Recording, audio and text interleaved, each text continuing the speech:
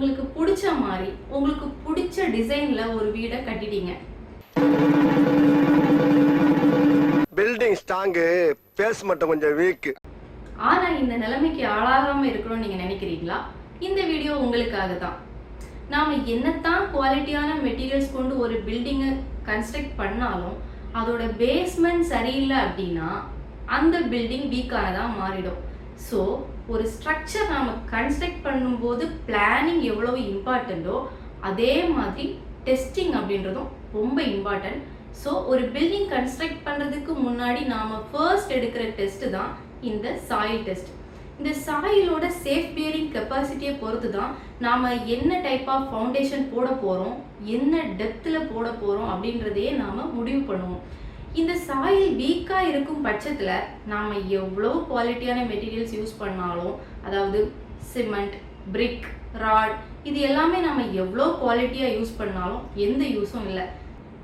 இன்னைக்கு நம்ம வீடியோவில் சாயில் டெஸ்ட் எப்படியெல்லாம் எடுக்கலாம், சப்போஸ் அந்த சாயில் வீக்கான சாயிலாக இருக்கும் பட்சத்தில் ஃபர்தராக என்னென்ன டிசிஷன்ஸ் எடுக்கலாம் அப்படின்னு பார்க்கலாம். இப்போ ஒரு லேண்டில் ஒரு சின்னதாக ஒரு வீடு கட்டினாலும் சரி, இல்லை பெருசாக ஒரு காம்ப்ளெக்ஸ் கட்டினாலும் சரி, அதை பற்றி சின்னதாக ஒரு கேஸ் ஸ்டடி ஒன்று நம்ம கண்டிப்பாக பண்ணியிருந்துருக்கணும்.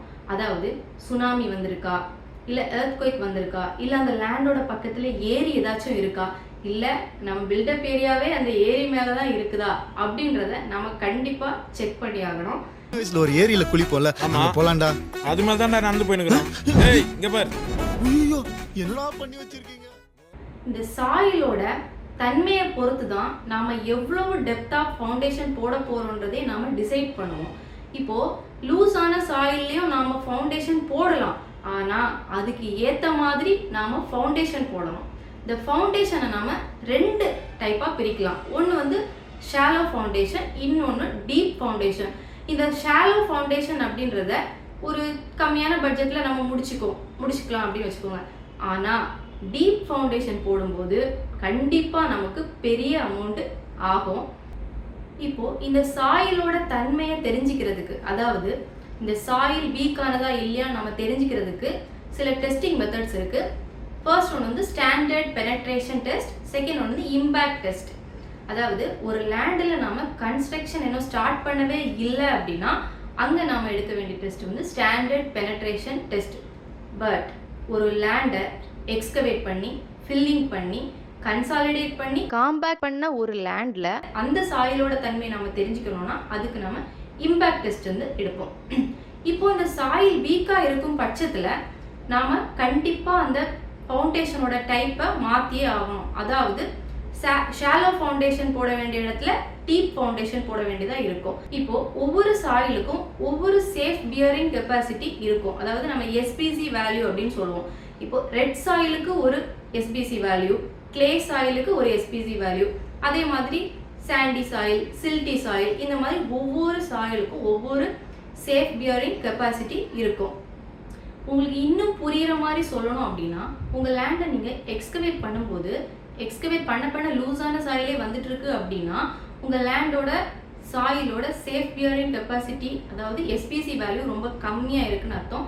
அந்த மாதிரி டைமில் கண்டிப்பாக நீங்கள் டீப் ஃபவுண்டேஷன் தான் போட்டாகணும். இந்த டீப் ஃபவுண்டேஷனை தான் நம்ம பைல் ஃபவுண்டேஷன் அப்படின்னு சொல்லுவோம். நார்மலாக ஒரு ஷாலோ ஃபவுண்டேஷன் போடுறோம் அப்படின்னா அது ஒரு அஃபோர்டபுள் ப்ரைஸான ஒரு ஃபவுண்டேஷன். இந்த ஷாலோ ஃபவுண்டேஷன் போடும்போது ஒரு 5 to 7 feet போகும்போதே நம்ம அந்த ஃபுட்டிங் அதில் உட்கார வச்சிடலாம். ஆனால் டீப் ஃபவுண்டேஷன் அப்படி இல்லை. நீங்கள் எக்ஸ்கவேட் பண்ணிக்கிட்டே இருக்கணும். டைட்டான சாயில் நமக்கு கிடைக்கிற வரைக்கும் நாம் எக்ஸ்கவேட் பண்ணி அந்த பைல் ஃபவுண்டேஷனை போடணும். நார்மலாக நம்ம எர்த்தோட டாப் போர்ஷனில் வந்து என்னதான் லூஸான சாயில் இருந்தாலும் அது உள்ளே நம்ம போக போக டைட்டான சாயில் கண்டிப்பாக கிடைக்கும். பட் அது 10 feet இருக்கலாம், 20 feet இருக்கலாம், 30 feet இருக்கலாம், அதை விட அதிகமாக கூட போகலாம்.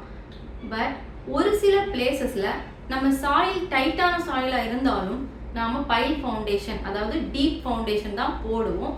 ஏன் அப்படின்னா ஸ்டோரேஜ் ஹெவியாக கன்ஸ்ட்ரக்ட் பண்ண போகிறோம், அதாவது பெரிய பெரிய அப்பார்ட்மெண்ட்ஸ், பெரிய பெரிய பில்டிங்ஸ் கட்ட போகிறோம் அப்படின்னா, நிறைய ஃப்ளோரில் நம்ம கட்ட போகிறோம் அப்படின்னா கண்டிப்பாக நம்ம டீப் ஃபவுண்டேஷன் தான் போட்டாகணும். அப்போ தான் அந்த பேஸ்மெண்ட் நமக்கு ஃபவுண்டேஷன் ரொம்ப ஸ்ட்ராங்காக இருக்கும். இந்த வீடியோ உங்களுக்கு பிடிச்சிருக்கும்னு நினைக்கிறேன்.